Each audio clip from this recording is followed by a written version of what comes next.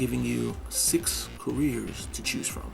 Each career has 3 specializations. So, just imagine the possibilities. When you're creating your character, you choose 1 career and 1 free specialization. Let's say, for example, you choose to be a bounty hunter. The bounty hunter gives you its listed skills as career skills, and you get to upgrade 4 of those career skills to 1 rank for free. Now, your free specialization. Bounty hunters can be assassins, gadgeteers, survivalists. Those are specialization trees you can choose from. One of those 3 trees you choose for free. That tree has a skill list which adds to your career skills. Now, from that specialization tree, you get to upgrade up to 2 of its listed career skills, 1 rank. So as, for instance, bounty hunters get heavy ranged skill. An assassin also gets heavy ranged skill. You can upgrade that twice for free when you start your character to get your starting maximum of 2 ranks and the heavy ranged skill. After you choose your starting career and its free starting specialization, you can spend your XP to upgrade your skills. In addition to all this, you can purchase new specializations to add to your starting specialization. You can do this from within your career or get a specialization from any other career in the book. So that's any other of the 17 other different specializations you can add to your character. Now, Fantasy Flight, in an attempt to limit the insanity of selecting specializations, you can only have a maximum of 3 active specializations at any given point during your character's career. The experience point cost to add an additional specialization to your character is as follows. It costs 10 times the amount of specializations you currently have. So you start having a single specialization. To add a second specialization, it would cost 10 times that amount. So it would cost 20 experience points to add a second specialization from within your career's specializations. To add the final specialization, the third in-career specialization that, say, a bounty hunter has, it would cost 30 experience points to get that third unlocked to you. Now, the experience points cost for non-career specializations. Say if the bounty hunter wanted to be, I'm an assassin and a doctor, which is quite odd. Master over both life and death.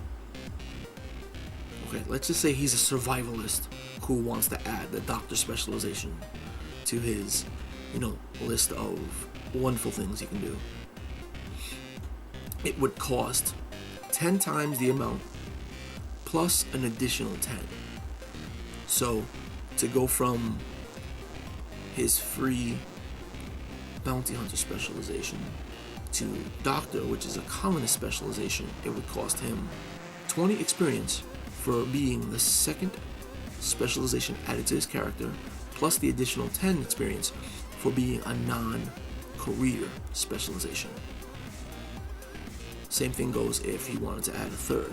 So if he wanted the scout specialization from the explorer tree as his third specialization, it would cost 30 for being the third specialization, plus an additional 10 for a total of 40 experience points. Okay, once you have all your free skills for career specializations and have purchased any additional specializations you wish and still have any sort of experience points left over, there is a skill tree or an ability tree within each specialization. You can purchase any of those abilities on the tree within the chain for their listed amount. Finally, you get to spend your credits.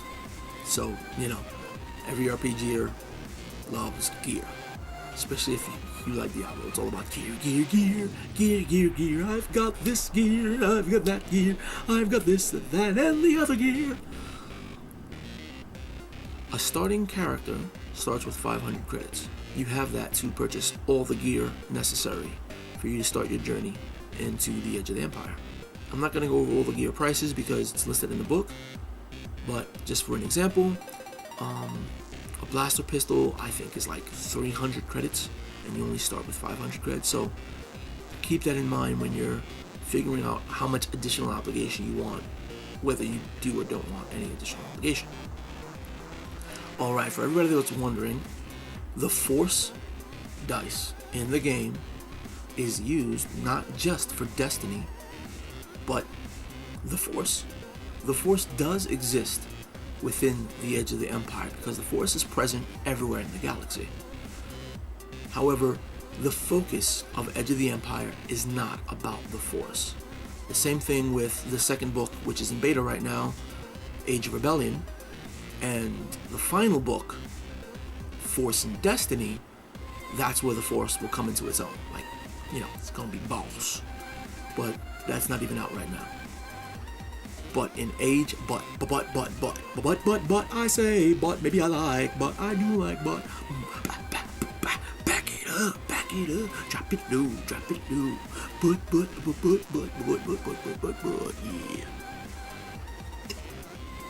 But in Edge of the Empire, the Force-sensitive exile is a specialization any character can take, and it's counted as a career specialization for any character. So you can take it as your second specialization for 20 experience, or your final specialization for 30 experience. And that's regardless of the career, whether you're a bounty hunter, a colonist, an explorer, or a smuggler. It costs the same amount. Now, the benefit for becoming a Force-sensitive exile is that you get a Force rating of 1. Now, a Force rating of 1. Force rating of 1 means that you get to roll 1 Force dice when using your Force powers. You can go down the tree.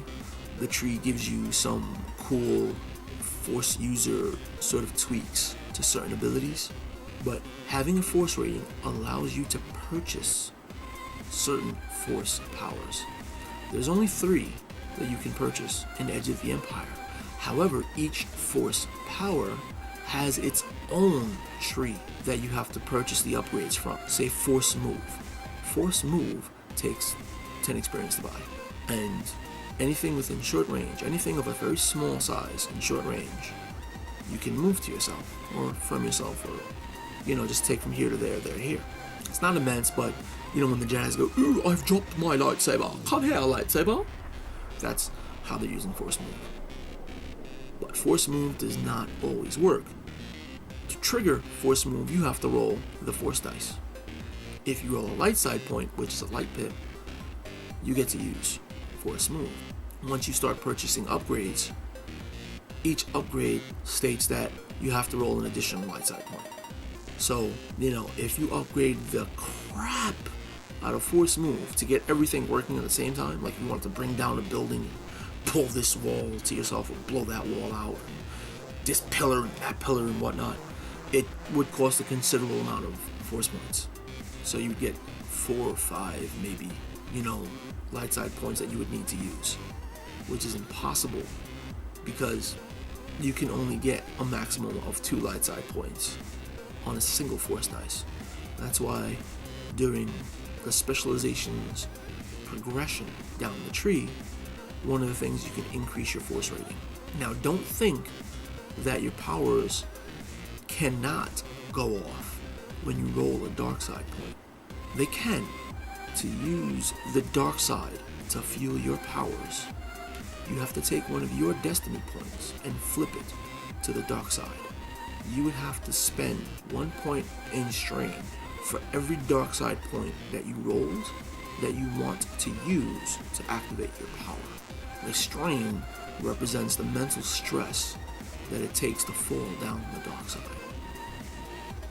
However, your DM is still free to roleplay any sort of fallbacks from tapping into the dark side.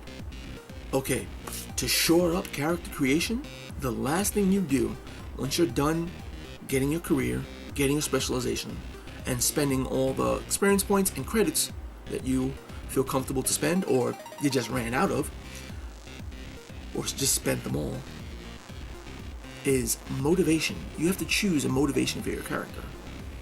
Obligation is the driving force behind your character. What your character is striving towards is the motivation. You may be motivated to free all slaves, like my Wookiee is. Now, his motivation is caused by his obligation, the fact that he was a slave, and he's searching out the guy that enslaved him, or the guy that enslaved him is trying to escape or prevent my character from killing him. His motivation is a hatred of slavery. That's what he's striving towards. He's striving to abolish slavery wherever he sees it, because his motivation is his hatred of slavery. Now, mechanics-wise, your motivation, if you role-play towards your motivation, your game master will award you an additional 5 points at the end of the session.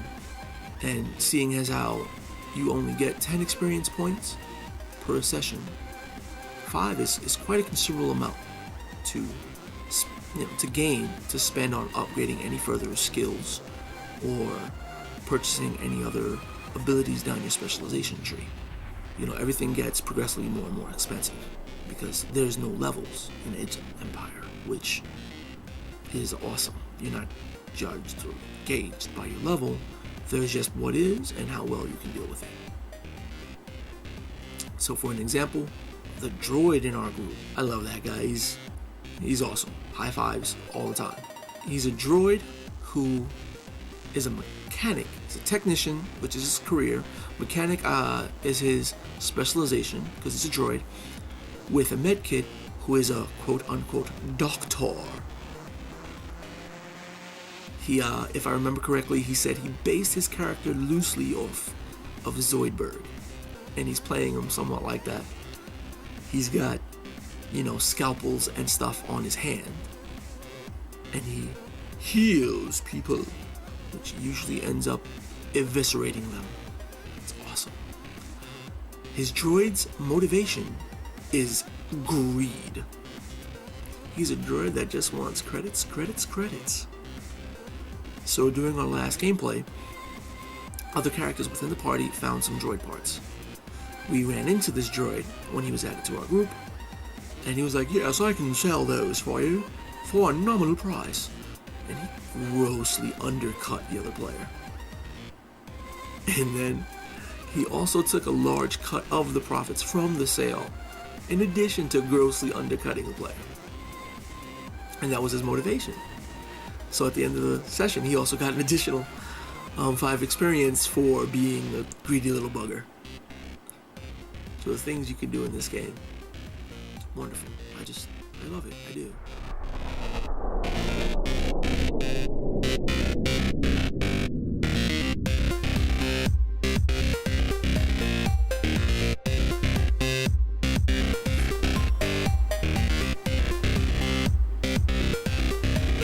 I'm like looking back and forth, but you can't see my eyes. I want to see if Darth Vader is listening. Because if he is, I'll see him. And if he isn't, I'll hear him.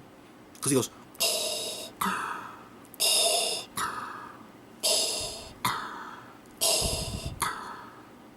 "Luke, I want a hot dog."